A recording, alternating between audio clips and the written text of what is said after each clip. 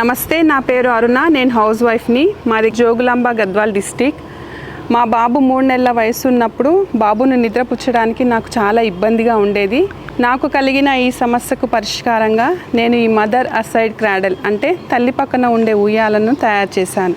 నవజాత శిశువులకు తల్లి స్పర్శ తగులుతూ ఉంటే చాలా మంచిది.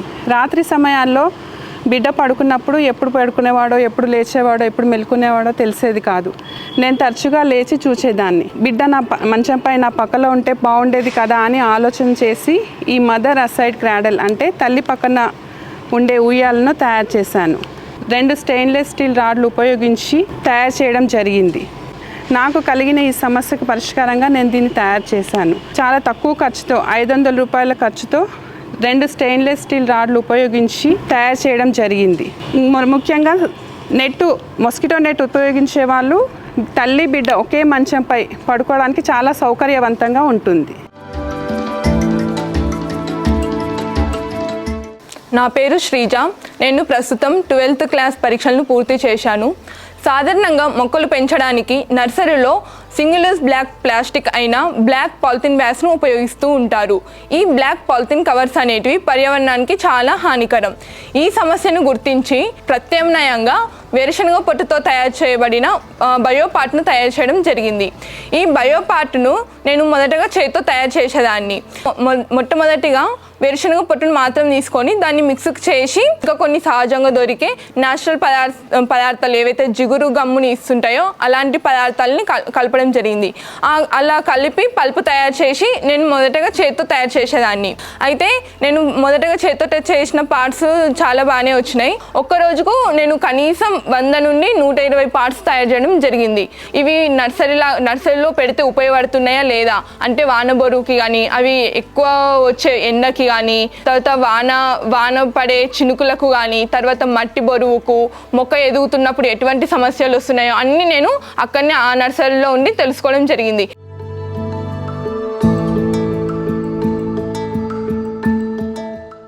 ఈ ఆవిష్కరణలు అనేటివి మన ప్రజానికానికి చాలా అవసరం. ఏవైతే సమస్యలు ఉంటాయో ఆ సమస్యల పరిష్కారాలే ఆవిష్కరణలు. చుట్టూనే చిన్న చిన్న సమస్యలకే ఆ సొల్యూషన్నే ఆవిష్కరణ. ఆ ఆవిష్కరణలనే ఇంప్లిమెంటేషన్ చేస్తూ అందరూ ముందడుగు వేయాలి.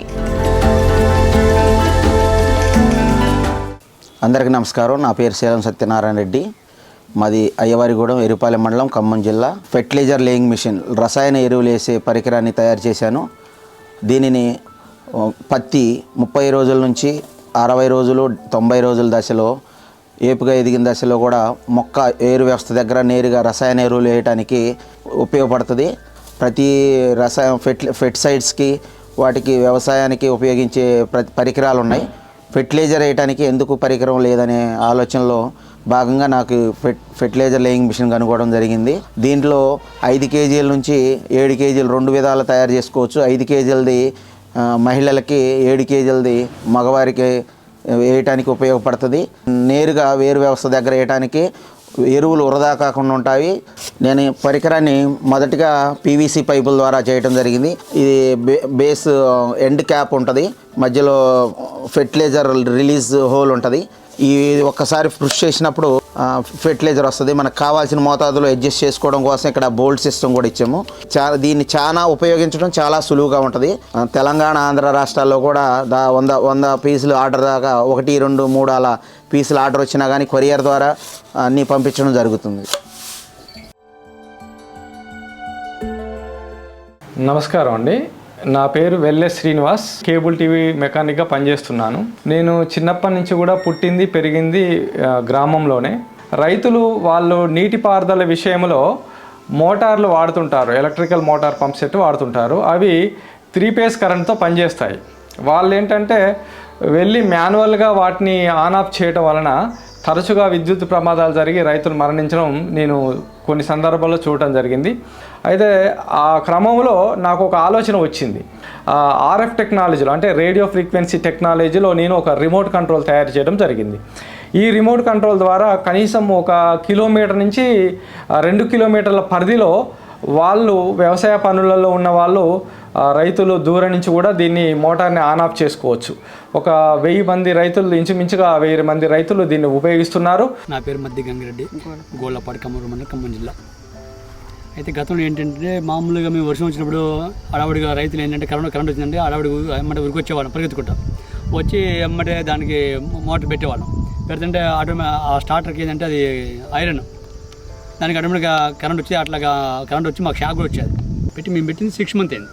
ప్లస్ ఏంటంటే ఇది దగ్గర రాకుండా మేము ఏదో వేరే మామూలు వర్క్కి వెళ్తున్నాం, ఊళ్ళో ఉంటాం, ఇంటి దగ్గర ఉండి ఇటు వెళ్తున్నాం, పెడుతున్నాం, పోతున్నాం, సుమారు చూస్తున్నాం, సరే ఒక 2 hours 3 hours నీళ్ళు వస్తాయండి బంద్ చేస్తున్నాం.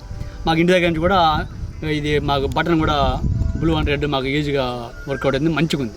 ఇన్నోవేషన్ అనేది ఒక సొసైటీలో ఒక సమస్యని గుర్తించి పరిష్కారాన్ని కనుక్కోవడమే ఒక ఇన్నోవేషన్. నా పేరు ఎస్కే రజాలి పాషా.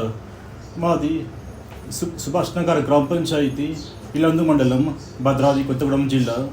నాకు చిన్నప్పటి నుంచి చెవులు వినిపించవు.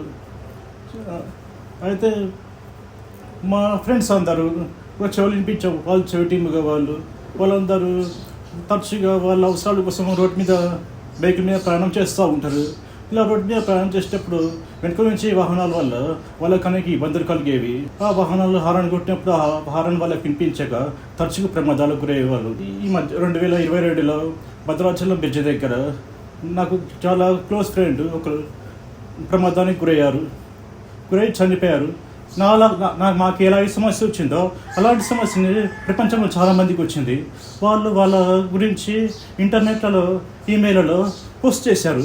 ఆ వివరాలు మొత్తం నేను చదివిన తర్వాత దాదాపు స్మార్ట్ హెల్మెట్ తయారు చేయడానికి 2 సంవత్సరాల సమయం పట్టింది. దీన్ని మొదటిసారిగా ఇల్లందులో ప్రయోగించాను. నాతో పాటు నా స్నేహితులకు ఇచ్చి వారితో బైక్ రోడ్ల మీద నడిపించి పరిశీలించాను. దాంతో అది సక్సెస్ అయింది. వెనుక వాహనం వచ్చినప్పుడు ఆ వాహన శబ్దాన్ని నా ఏబిఐడి గ్రహించి వాళ్ళకి వెలుతురు రూపంలో హెచ్చరిస్తుంది. దాంతో వాళ్ళు ఆ వెలుతురు చూసి వాళ్ళు వెనుక వాహన సమయం జాగ్రత్త పడి వాళ్ళ ప్రాణాలను కాపాడుకోవచ్చు.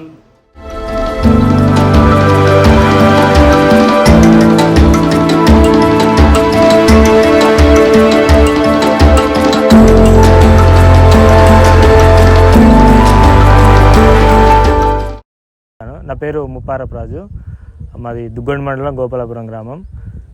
నేను ఈ ఆటోమేటిక్ స్ట్రీట్ లైట్ సెన్సార్ వీధి లైట్ల కోసం తయారు చేశాను. మామూలుగా ఇది ఎలా పనిచేస్తుందంటే ఇది ఇన్ఫ్రారెడ్ సెన్సార్ తోటి పనిచేస్తుంది. ఇన్ఫ్రారెడ్ సెన్సార్ ఎలా అంటే కరెక్ట్ చీకటిని మాత్రమే అక్యురేట్ చేసి మనకు రాత్రిపూట మాత్రమే లైట్లు వెలిగించి మళ్ళీ పగలు దానికదే ఆఫ్ అయ్యేటట్టు చేస్తుంది. ఇది ఒక బాక్స్ వచ్చేసి దాదాపు ఒక 60 నుంచి 70 లైట్లకు పనిచేస్తుంది. 1 మీటర్ మీద ఎన్ని లైట్లు ఉంటే అన్ని లైట్లు దీంతో పాటు పనిచేస్తుంది. ఇది మెయిన్గా ఉపయోగం ఏంటంటే గ్రామ పంచాయతీలలో పెట్టేస్తే మాన్యువల్గా ఆన్ ఆఫ్ చేసే అవసరం లేదు. దానికదే మళ్ళీ రాత్రి వెలిగి మార్నింగ్ ఆఫ్ అయిపోతుంది. ముఖ్యంగా దీనివల్ల ఉపయోగం ఏంటంటే కరెంట్ అనేది చాలా ఆదా అవుతుంది. దీనికి తయారు చేసే ఖర్చు కూడా చాలా తక్కువ.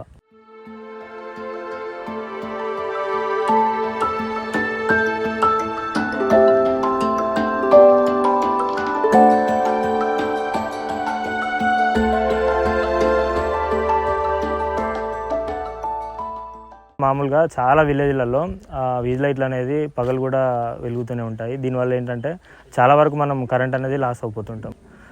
ఇలాంటివి పెట్టేస్తే ఏమవుతుందంటే మనకు లైట్లు రాత్రి మాత్రమే వెలిగి పగలు ఆఫ్ అయిపోతాయి. దీనివల్ల కరెంట్ అనేది చాలా వరకు మనం ఆదా చేసుకోవచ్చు. మనము కరెంటును ఉత్పత్తి చేయాల్సిన అవసరం లేదు. మనం కరెంటును ఆదా చేస్తేనే ఉత్పత్తి చేసినంత విలువ అనేది ఉంటుంది అన్నట్టు.